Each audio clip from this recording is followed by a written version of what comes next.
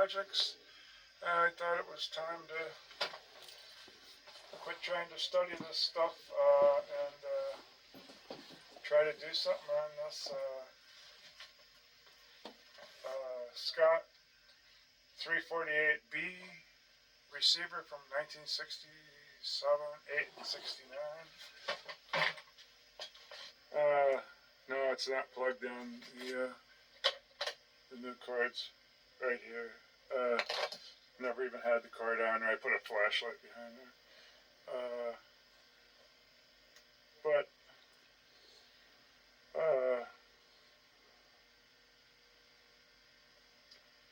I got the cover off now, and I took my wood case back off. I put on it. Was just taking the screws off on the end. Seemed like there was 2 on each end, and there was 3 across the rail here, and there was 1 in back. So 1, 2, 3, 4, 5, 6, 7, 8 screws, 7 or 8, and I just got my first look in there.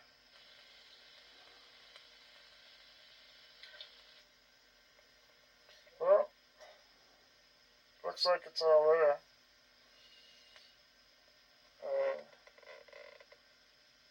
I'll identify this stuff later. Right now it's just going to be a board here and a board here and a board someplace down in there. Way down there.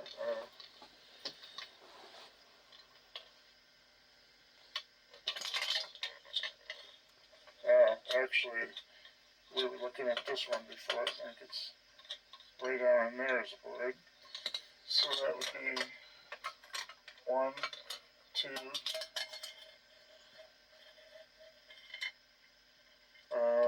3, way down in there, 4,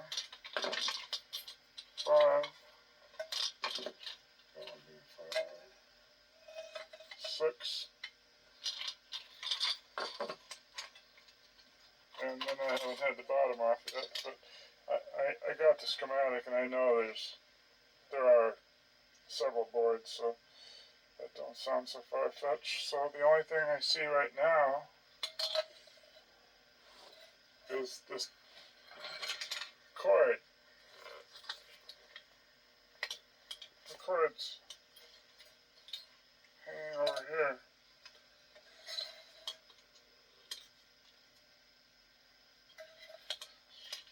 So yeah, this thing ain't gonna do anything.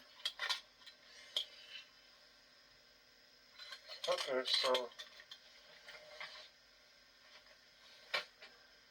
so I guess I'm gonna set this down, and my plan is to either order a kit that costs twice of what the stereo costs. It's like $175, or go through and pull out every capacitor and make something to replace it with. Maybe make a little tag of a ½ inch or an inch by a couple inches, and then solder a piece of just 2 different color wires on it, like red on one side and white on the other side or something, and then one side would be the ground, so red and black or something, and one side would be the ground.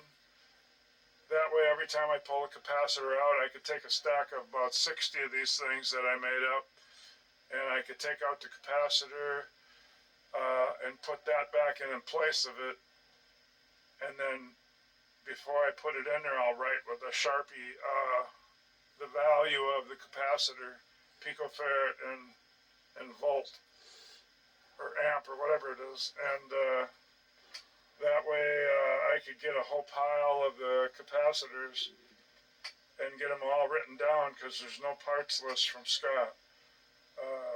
And I need to get a better schematic and get mine up to the print shop and have it blown up, and then maybe spread it out on my guitar case. I got hard shell guitar cases that open up, you know, like the width of a back seat in the car. Or I could open it up on a pinball machine, glass, and then I can start looking at the schematic in a bigger form. And mostly all I've studied is tubes. How you have, I guess when they started using transistors, it's still all under the same principle, I understand. So I decided to make up this little drawing. It's just that this is going to be a transistor or IC chip. I think there's at least one IC chip in there, but I started learning about tubes, and then I'm trying to transfer over what I learned to transistors, if that makes any sense. Because they said transistors had to do the same similar job, they just didn't have heaters, so they took a little less electricity, and that's an understatement there.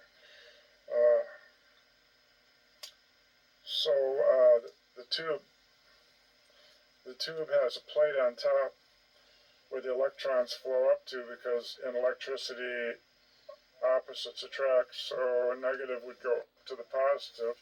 In a normal circular circuit where you have a power source and maybe at least one load, like a light bulb, if you had a battery, it would just be a circle circuit. It would keep going around, because your positive would go and run the light, and then it would come back to the ground on the battery, and it would just keep doing that.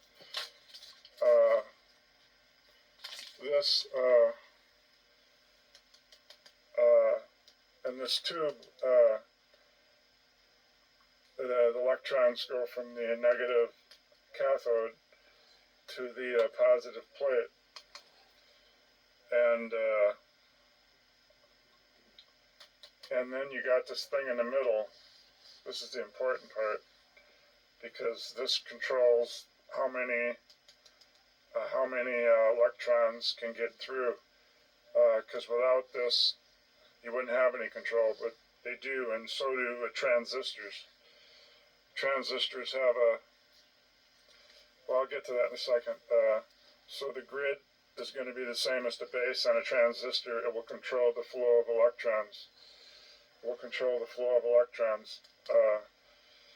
Hopefully I'm getting all this right, because I've just learned it over to, I'm slow at learning, and then I haven't transferred that much of it over to transistors yet. So I'm barely getting tubes, and then I'm having to transfer the knowledge over to transistors in case it could help me when I got to troubleshoot a problem in there. So the electrons flow up because the heaters are wired like a normal light. You have positive going to negative, so it's a complete circle, just like the circuit to light a light bulb from a power source. You light the light and it goes back to the ground, it lights the light and goes back to the ground, unless you have a switch in there. Here the heaters, when you turn on the unit, then it's going to keep going through the heaters and back to the ground, through the heaters and back to the ground. This is how I think it works anyway. And so the thing with transistors, there's no heaters to move the electrons to the plate. And so the grid, well, first off, the plate does give you electricity, and then the grid controls how much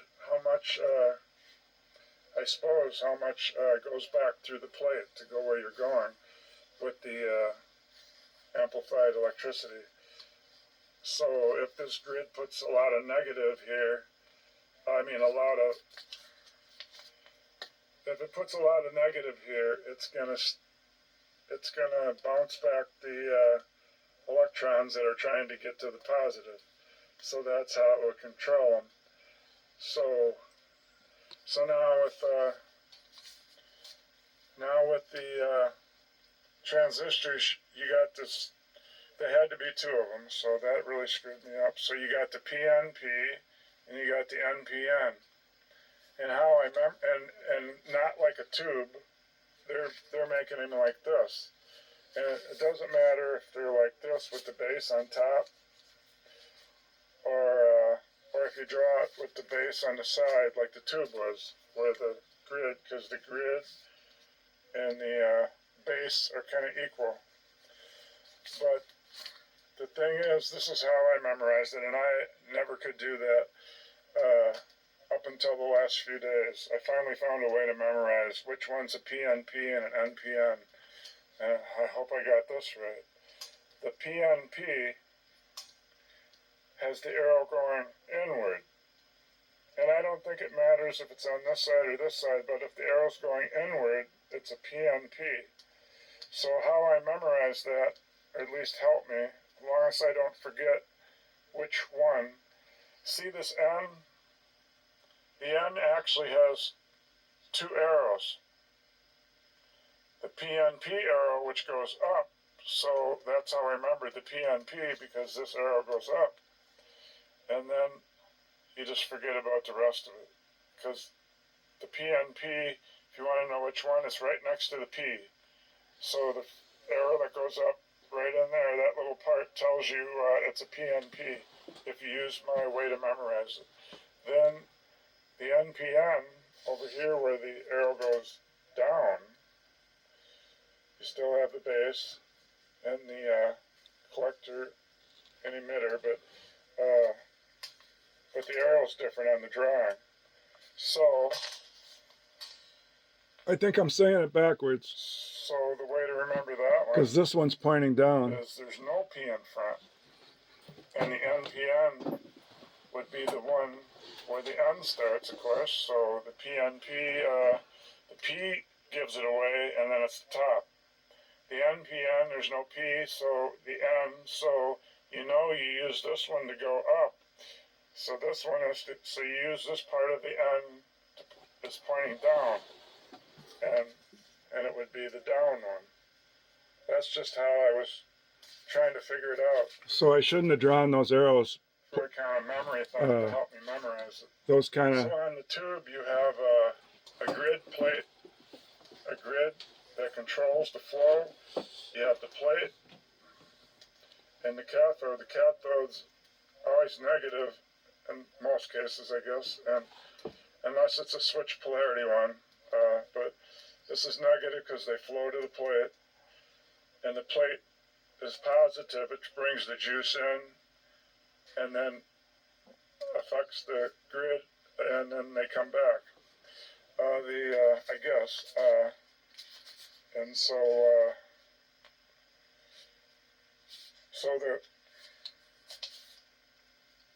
what did I write here? The current going to the base on a transistor, the current going to the base amplifies current going to the collector,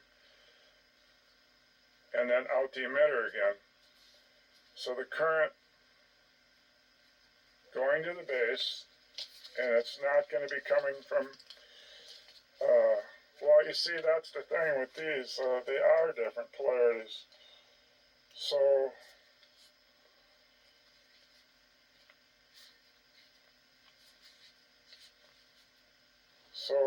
that's what's really screwing me up, but so I'm not going to talk much more about that, but I just showed you a way to memorize. So anyway, if an NPN is positive on the collector, the PNP is probably opposite, I think. So then the collector would be negative.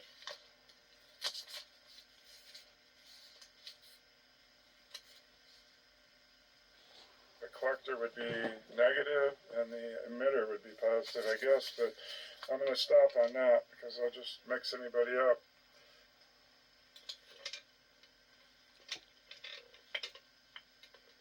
So unless the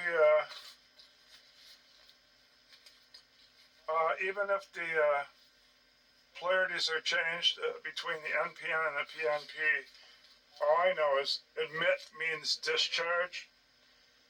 So it discharges, it brings in the power and the emitter, and it goes down to the, and it goes down to the base, and then and goes back to the. It emits. That's where it. I think 80. I don't know if you get 80% in, you get 90% out, or how it goes, but.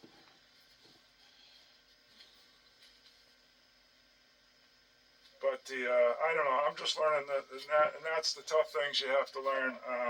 The difference between a tube and a transistor, and in which cases the polarity is changed. So I mean, I'm going to be on that next, because that's the whole thing with doing this stuff. What if you got something mixed up and you couldn't read it on the schematic? You have to figure out from using your tester then which is the polarities, and definitely in putting in the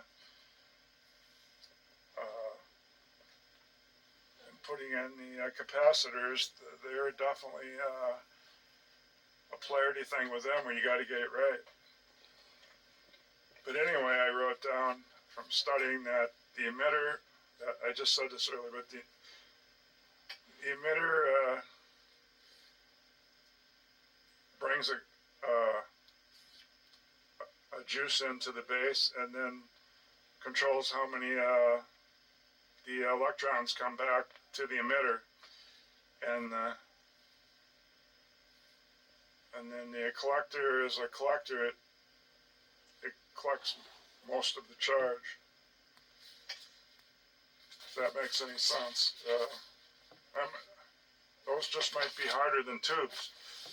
And then in terms, if you read stuff, they're going to have this capacitance.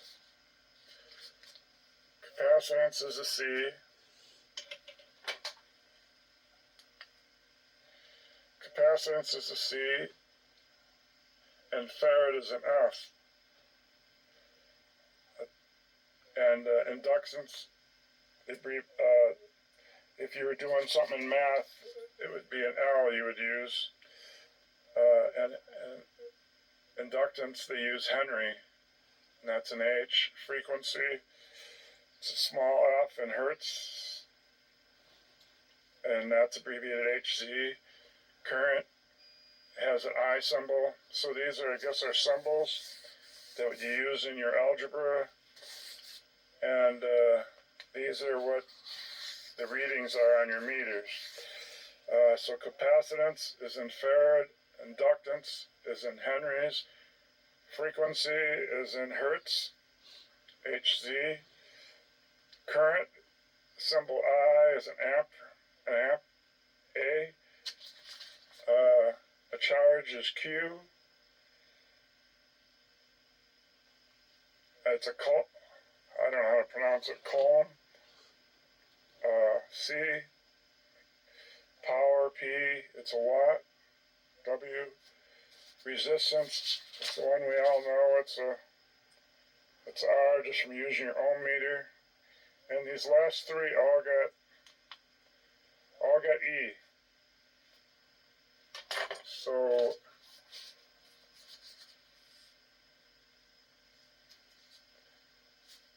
E is the abbreviation. So resistance, impedance, and whatever it is,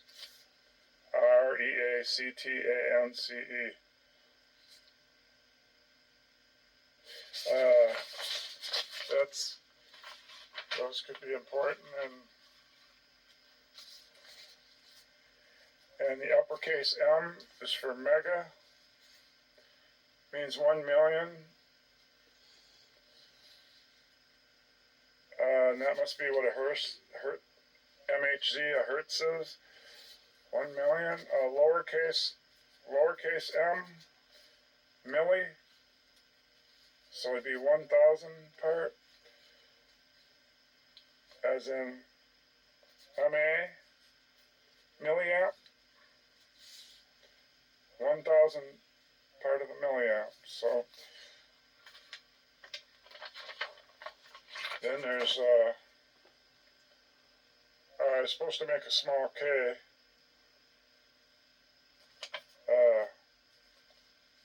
Per kilo, it's 1,000 times, I guess it's Grammys, so kg. Here's this plug I got to plug in here. It goes, and it moves this thing. You can see it moving there. Right down there. So as I try to plug that in, I'm going to have to get something behind there to hold that so it doesn't, because it wants to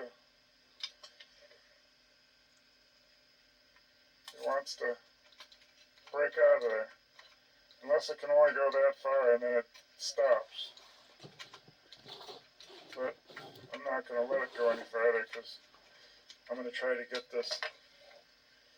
I'm going to try to get these two holes to seat themselves, because when you take a brand new one, I guess they make them a little smaller, so you have to kind of squish them out a little as you push it in. So I'm going to hold something behind that. And we're going to try plugging this in for the first time. I'm going to try putting that cord on there now.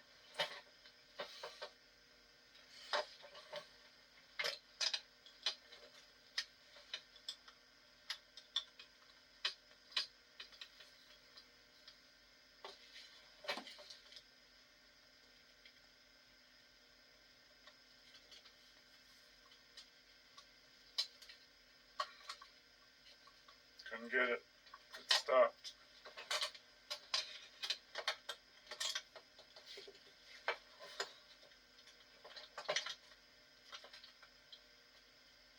Well, it's going to take a little bit of screwing with, so shut the camera. It was that quite hard to see it. I finally did it by putting a ruler and a Phillips between the transformer and that back of that cord.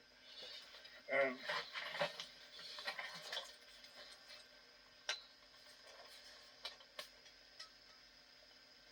there it is. Of course, that thing, it's seated on it. Man, I had to, man, when they say they made it a little smaller, they weren't kidding. I guess if I'd have known what size these were and had a micrometer or digital micrometer, I could have gave them the size and they would have done that before they sent it. But, and now, since it's not going to be polarized, because it could be either way, because this is supposed to be in a, well, this is just not a polarized plug, I don't think. So, and it, I don't know, I'll have to find out more about that.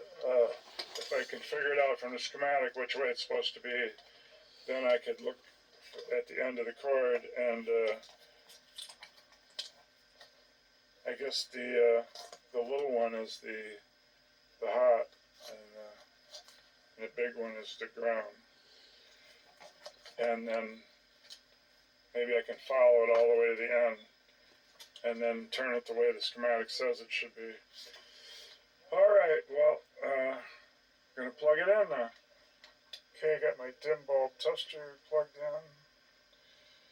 And then I got the stereo plugged into that. The dim bulb tester plugged into the juice. I made sure the front was off. I heard it click. And I got to get some temporary speaker wires hooked up. I might have to go to the hardware store to get some of those terminals, connectors. So I see here on this string that moves the needle, here's the needle, they used a piece of rope to hold it on. Right there, this piece of rope. That's, the pulley's missing, and the shank And the shank there is, I don't know how, the pulley's got a,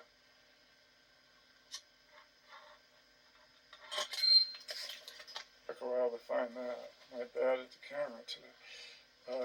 So the pulley has a little snap ring on it.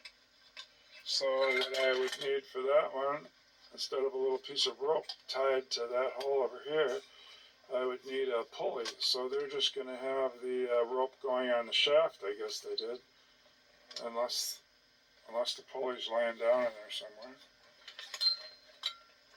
Over here, the light thing here, the light thing's supposed to be in that hole. It's a thing you squeeze in and put in there. Yeah, it has a light bulb in. So I guess I could put that in. This little bitty board there, right under where I just put this light in, and this spot it goes. I'm gonna play with the string for a few minutes to see. Oh, I see. There's a pulley up here. I'll have to figure this out. I think it's written on the schematic. Okay, I got the speaker terminals wired. I didn't run and buy any things to crimp on there. I just tried to keep them neat. The smaller, skinnier wire is certainly easier to keep neat than the fatter one. Let's turn it around. This guy, I figure, is about 10 years newer. This is a 67, 77. 12 years newer, I suppose. We got some dial lights like that. This one's got a dial light where you can dim it. Here goes. Oh, I had it on dim.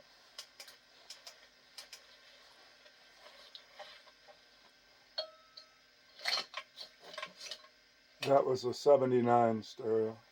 1979. Dim bulbs on. And it's plugged in. This is plugged into that. Okay. I mean, I'm going to change the capacitors. You'd think I would do it and then plug it in, but I want to see what it does. So here goes. Ooh.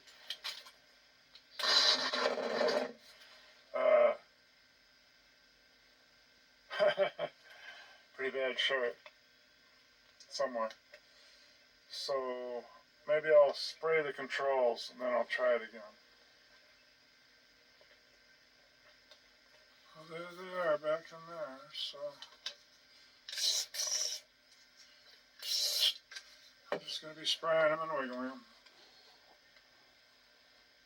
Okay, so it's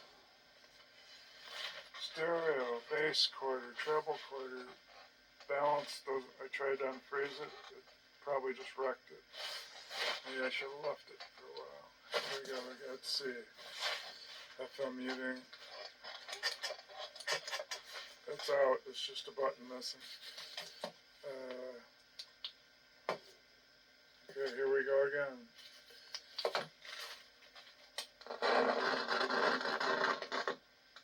Well, that's better.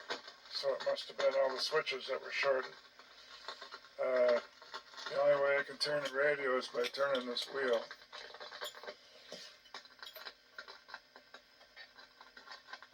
I don't hear nothing. Of course, I got it no volume.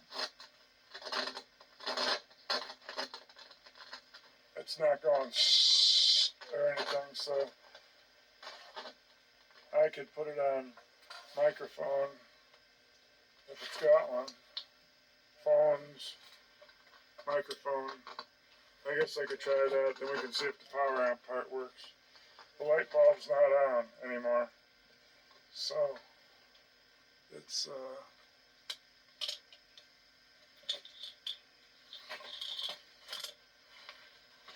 white. It's hard to see. It's not on, but the switch is on, and there are no lights working in the front part here.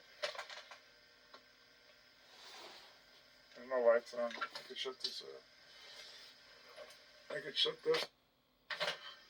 Well, it knocked the breaker back, so it's definitely got a dead short in it. So I'm not going to test it any further.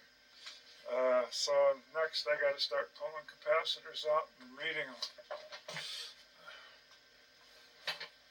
And I got to order some, be a couple weeks. Okay, well now I'm on an outside project. I built these doors 20 years ago because I wanted to be able to bring stuff in and out of the basement without going down the darn stairway, the hard way. Back a truck right up here and dump something off with gravity. But the house didn't drain my those 6-inch perforated hoses that go around the footing. Didn't drain, so I had to dig away from the house here, out to the east, all the way out, a ditch. Then I laid that perforated hose in that gully. But now, since that's gully there, I would have to straddle that all the way back with a truck. And I tried, I just couldn't do it, especially with this little bit of snow on the ground. It's just too slippery, and I kept falling in the hole. Next, I'd have to get the tractor and the chain and have my wife help. So, best thing I could do, I didn't want to go down these steps that I got because I wanted to end up right at the store. And the only way I could see to do that was to back way up to this side and go way up there to where the truck is. So then, how was I going to get that to come down here? I already walked off the edge of that and had to walk real fast down that slope, and I crashed on the ground. So then after that, I said, to heck with that, and I got a couple ladders. I got one for over here to get up to the truck, and I got one here to start pulling the TV off the end. See, I got a 1963 62. TV. It's got the TV, a record player, and stereo or mono or whatever it is. Possibly a tube TV. They didn't advertise the model number. It's a magnavox, so I might leave this on. It might crash here into the ground. It's higher than that 6-foot step ladder. It's 9 feet up. I put that I-beam under the plywood there from a trailer house. It's 9 feet. But then it's got a sharp edge on it, so I put that little piece of sheet metal that's underneath there, and then I thought that ain't going to do it, so then I put it on a piece of plywood. I was going to leave it up on the legs, and then I tipped it back because the picture tube sticks out like 2 or 3 inches, and it doesn't have the cover on it. So the picture tube's sticking straight up, and the moving blankets are on the bottom. So bring it back when I'm going to pull it off the edge. I think I'll stick another moving blanket under the end because when that slides the rest of the way flush with the plywood, when it hits the ground, I won't have any moving blanket there. Now to get back to where I was. Where are my gloves? I'm going to go up and pull it off the edge, but at some point I got to get this ladder out of there because I can't reach it. If only the TV was flush with the plywood, that would be better, but at one point, it's going to be flush when it hits the ground. I do got a mattress I could put down, but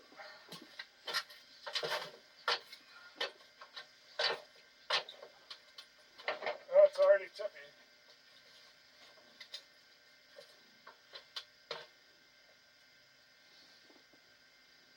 Gee, I suppose the ladder could actually stay there. Might have to.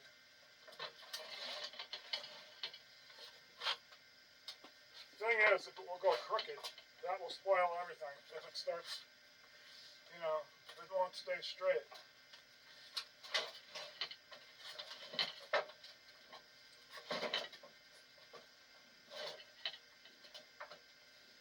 And I don't think I can come down this ladder as fast as this thing wants to come. It's probably about 400 pounds. If it's not 400 pounds, it's between 2 and 4. No, it's probably just 2. I guess here goes. Picture tube straight up. Oh, now it's sliding and the plywood's not moving. I didn't know. Is that going to be a factor? That means I'd have to...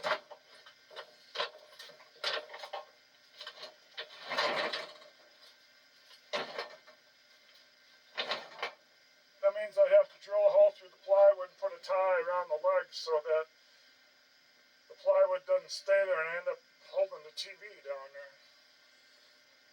Shoot.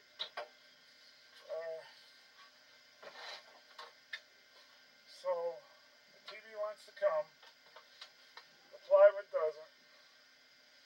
So the friction's going to be slippery on one and the other. I guess I could let it come and get it to the end, and then try to pull the plywood with it, holding it back with my head. Jeepers. This sounds awful complicated. Well, I wanted it at the end, didn't I? Well, now's my chance to do it. I almost couldn't get it back up there. It was already over the... Ah, there's the sliding door coming out. I don't want that to get wrecked. I'm gonna have to pause it. There.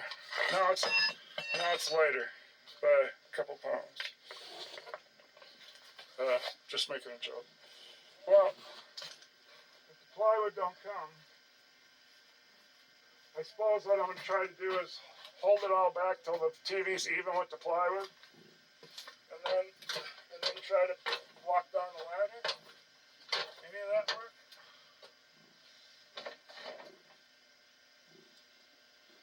Maybe I should be hanging on to the TV, not the plywood.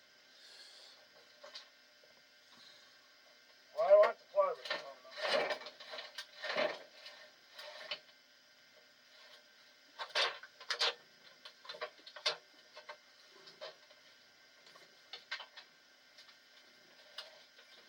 Yeah, plywood's not coming. The plywood's not coming. It's so slanted.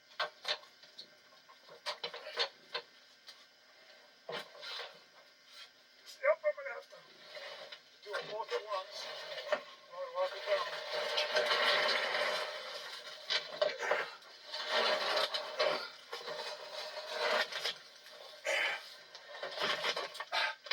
It's down. Holy monstrosity. And the other door fell off. I tried to hold that while I was doing it. Yeah, so that was a 9-foot drop at least about a 60-degree angle. I held it up and didn't let it smash it into the ground whatsoever. It's missing the moving blanket there by a couple inches, but it isn't on the plywood either, so it's just the dirt.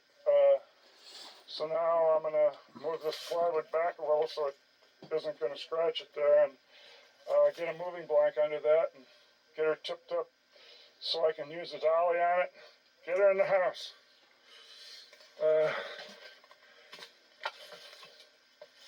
So then I get to see how that cover was missing. And in fact, this thing tipped back in the truck towards the tube, but the pickup side hit right here, so the tube had room not to hit the walls of the back of the truck.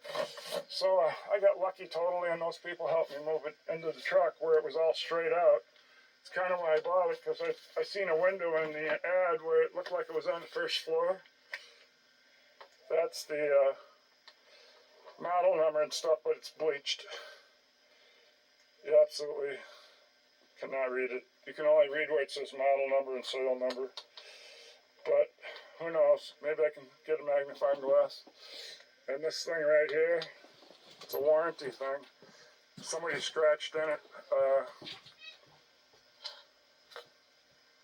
I think they scratched in it. 1963. It's a 1962. Must have been for the warranty. but I'm upside down. I made up one. I'm going to do a video on this later, I'm sure. They played the radio for me, it just didn't sound good. Probably. There's turntable. That's the model number. It has a remote, they gave it to me. Oh, since the covers are off, there's the radio. 1MP422M. So, Run 3, 1962. anyway, I'll be back to working on the Scott receiver. Next. Well, I used the refrigerator dolly and strapped it with blankets on it and put these sliding doors back in. They just lift out. I didn't know that. I already took them out before I... there's your remote control.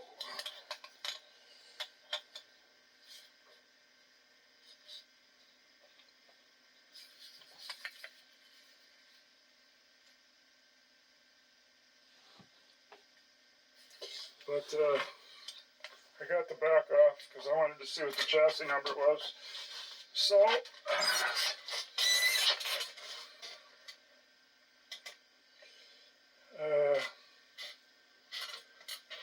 the model number that I came up with was 1MR422M, because I read it with the back on, and then when I took the back off, I laid it on a table and I read it again, but it's so bleached out that that's what I think it is. That's a P. 1MR422M. That's a P. So, and that's the serial number, 1654119. Okay, so in the chassis number,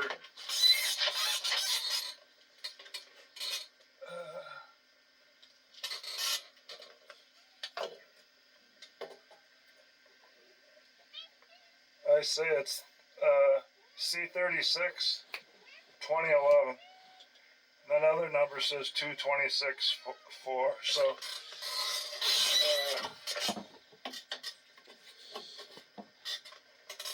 that's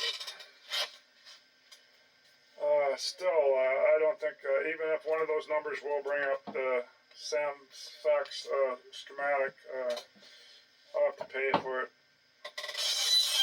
But I don't know if those are 18-inch in there or not, but those are definitely horns. They go up and down vertical, and they're horns. And that's obviously the power section for the stereo. I imagine the TV's amplification for sound is probably got some high hours on that. Got all that dust stuck to the wires and the tubes just coated. They all look like that.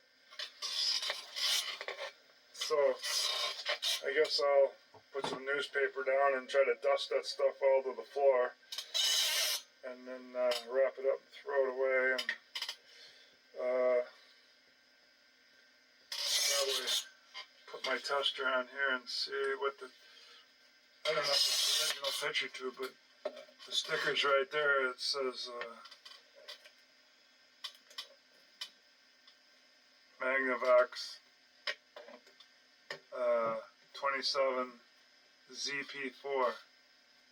So it's a 27-inch ZP4. But I finished making the back came with a thing that didn't have the dome coming out to go around this tube. I made it today by taking a piece of sheet metal, and then I just kept hitting it over a piece of pipe. First something that was 6 inches wide, then I finished by 3 inches wide, then I put the end, my sledgehammer in the vise, and used a 3-inch pipe, or whatever it was, 2.5, and then I hit down on that, and then I kept turning it around and peening it inside the pipe. I got it so it'll stick out 2 inches, and I think I looked at one of the domes that's on another TV. It only comes out about an inch, so my 2 inches should certainly pass that. And then I cut the tabs to go way in the slots, the 3 slots. So I think I made to protect the tube, because it's just eerie with this thing sticking out. If you hit it, you wreck your whole TV. I don't know who took that off. I guess it was plastic and it deteriorated. But so much for that. And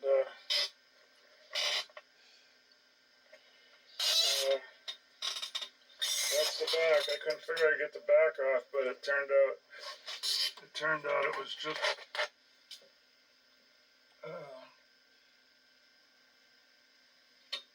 that plug. I don't think anything held it on. I think I just had to. I think I eventually got it to come off. Is all it was. But for a while I couldn't get it. And there's these other boards in there. There's that thing down there. This talks about the tuner. And this one up here talks about something with transistors. It says remote receiver transformer layout.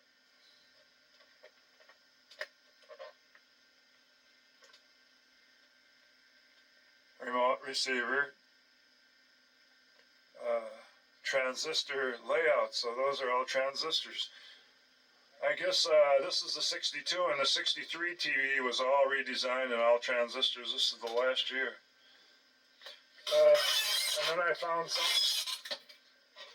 And I found an advertisement for it. It says that the finish is fruit wood. It's like honey gold. But they told me it cost $8.95 new. And it was guaranteed, the picture tube was guaranteed 3 years, and the parts and service was 1 year. And I came up with the fact that it's 63 long, 20 wide, and 32 and a half high. And the chassis it's run 3. But that's some of the stuff I found out. But I couldn't believe it was $8.95. And couldn't even believe it was a 27-inch picture tube. But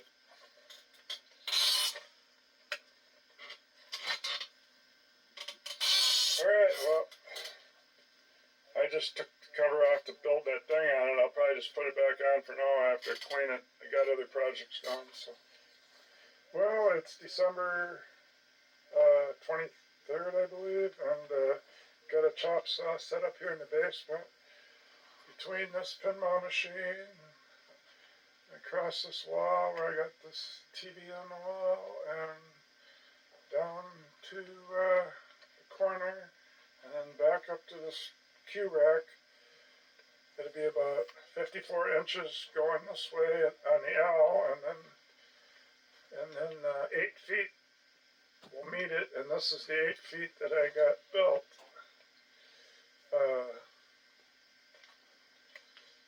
It's looks like the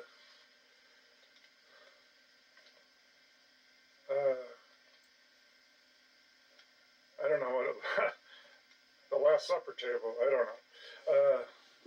That would be much longer with 12 apostles. But it is eating height. I put it 30 inches, and then if I want it higher, I'm going to build a platform I put on it that will bring it up to 36 for standing and working. So instead of trying to make both heights, because if I made both heights, then they wouldn't have matched. These are what I use for screws, number 9, 2 3/4 long, so that like where I put these two together here, they won't come out the other side and cut you. So, but all I used was these cheap battery operated drills and the T25 bit and 5 pounds of those screws and a stack of 2x4s. So I got to get this one done. I'm going to put legs in the middle, I think, about the 4-foot mark, and then I can get this over here and set it down, and I can get the L-shaped one that's going to go out 54 inches, and I got a couple pieces there cut, but I want this table to work on so it comes out square like this one did. I just put a piece of 1/2-inch plywood on top of my 7-foot pool table.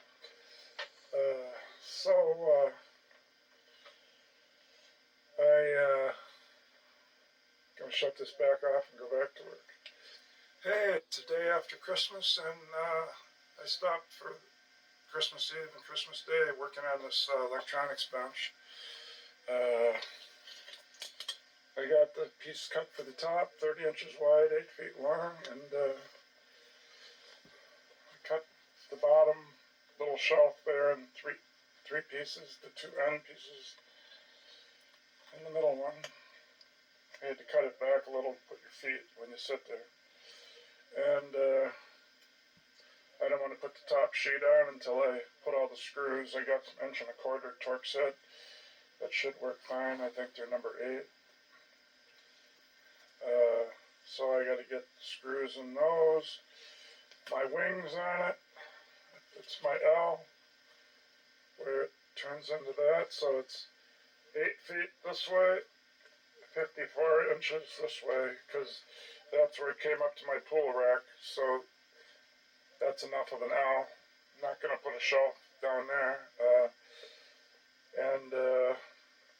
I guess I'm going to put I'll put something right here so I have 2 shelves on the ends. The bottom one and the middle one. And then I guess I'm going to probably put about 3 from the TV to there, of at least 18 inches wide. And then I don't think on that side, that 220 plugs there.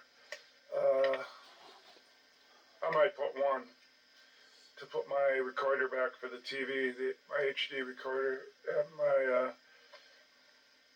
my antenna digital back, my analog to digital box.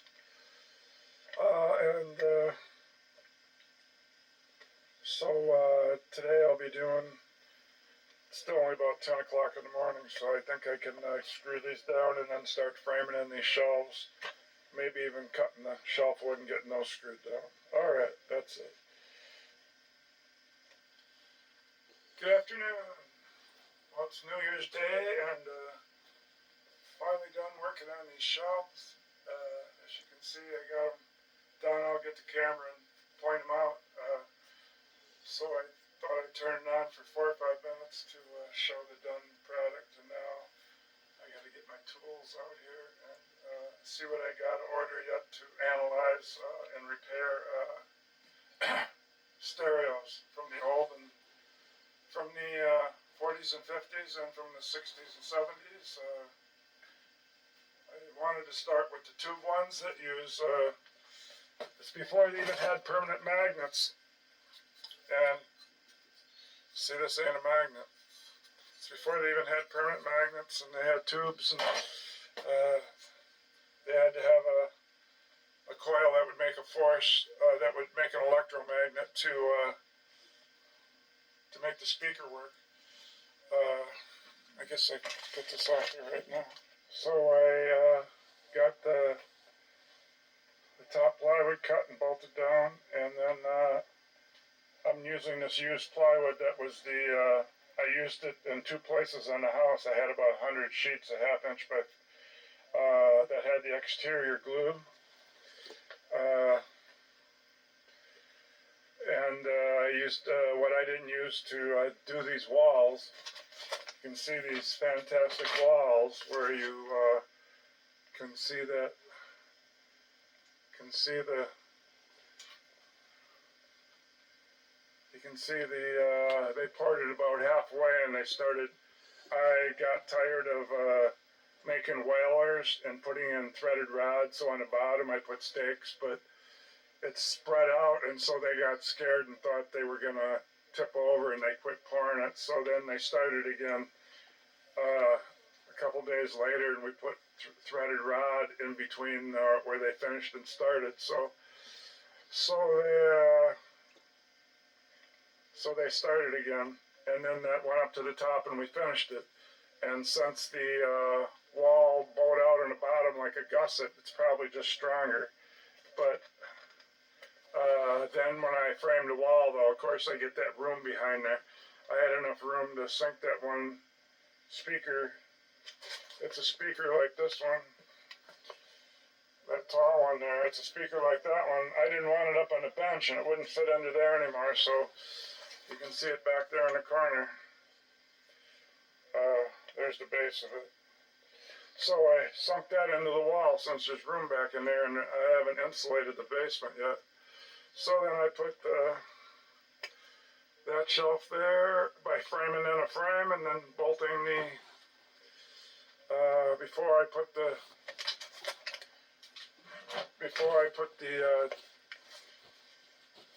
there it is.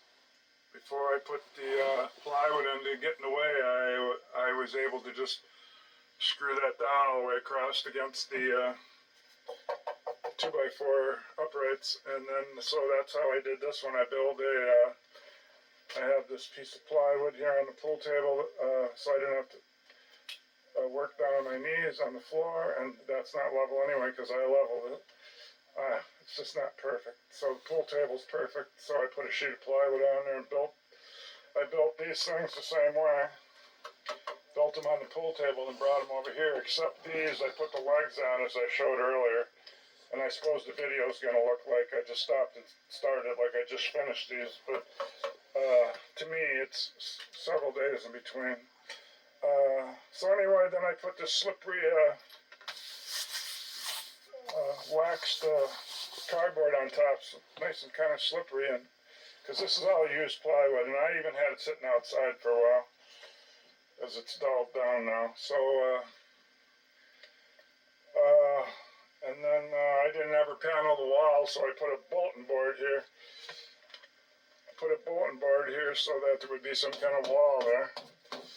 And I left my TV where I had it hanging for the rec room, and left the videos I had built underneath there. And now I can start bringing out my tools. That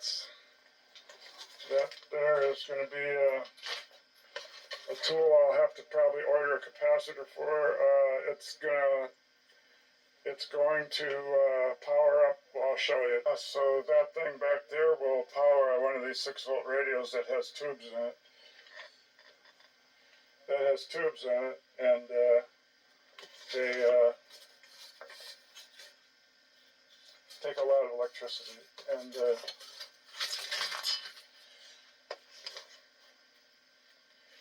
this one off eBay. Says Buick 980 868. But originally I got into this because I had an old Buick back in the junk pile they left out in the field in the ravine years ago, and I got this radio out of it, and it was rusty and stuff. Here's the tuner. Gonna have rust all over it, and the knobs have seen the sun for all those years, and the windshield was out of it, but I've oiled it up, and it possibly could work again. It'd be a fun project, but I needed that battery charger-like thing, so as soon as I check it out and put a capacitor in there, now that I got a bench, I can start working on some of these projects. So then this radio here had a piece that looked like it was bad because part of the can was even rusted out. So then I bought one of these for parts, and there's the can. This one's not rusted out, and then this is the second one I got because the first one I bought was a couple years newer, and it could be this one for all I know. But one of the two that I bought for parts was newer, and it had something and the other one didn't. I seen it was that little thing there or something. So they had one less tube in it and they were doing it different. So I bought another one for parts, so then I'll definitely have the parts to put one of these together. I want to do this original old one that I took out from out in the field. But then I should have the bench to put that RCA 1962 TV that I got for It's a magnavox. for $60 off Marketplace. And then I had this stuff here stacked by the pool table hooked to this TV. I had it sitting on that white table, but I see the TV Sanyo and this old 1980s Betacord is Sanyo, but this hard drive recorder is Magnavox, and this here is Sony. It's a 5.1 entertainment thing. Those were the only tall speakers. They're only like 3 ohms, 2.7 ohms each. But it's a Sony DAV.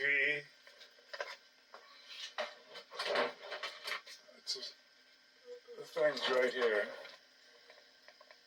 It's a Sony DAV DX250. It's a little skinny thing, and I wondered how they were doing that, so I printed out the service manual. I found out the whole stereo is made together with chips, so that there's not going to be much upright capacitors or resistors anymore. It's got a lot of boards to it, and it's made up with chips.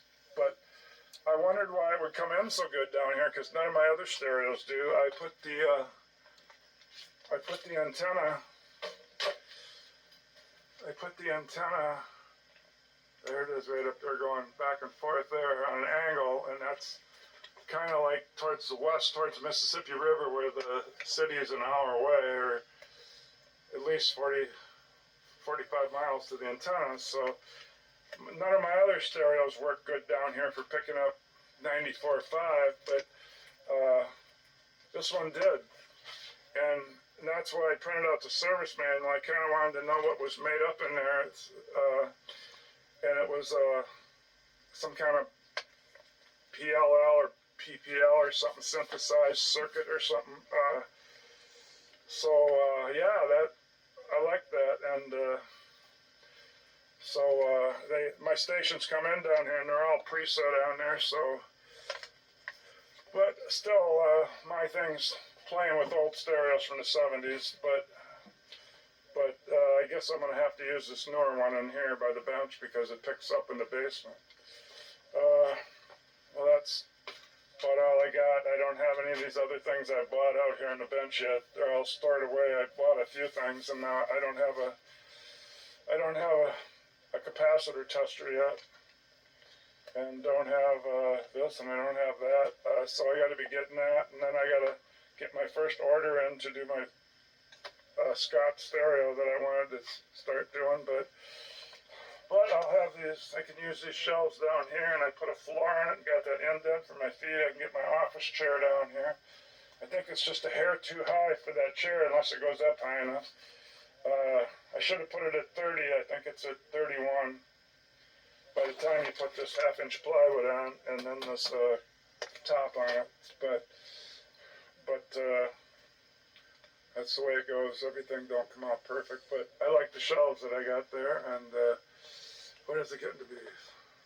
4 o'clock. Well, I don't even know if I got room on here. This might be full, and I'm talking to nobody. But I'm gonna download this here pretty soon, and then the next time I do a video, it'll be during a project, electronic project. All right, bye. I'm getting ready to download this. There's my tomato plant that I brought in from the garden in almost middle October towards November. It never froze, so I kept it alive. It was coming up and alongside some of these little trees I'm trying to grow, so I brought it in the house. Now it's New Year's Day, and it's that tall. Seems like it's about 10 to 12 inches tall. Still doing okay. You know, you don't get much sun in the winter. All right, well, I gotta download this.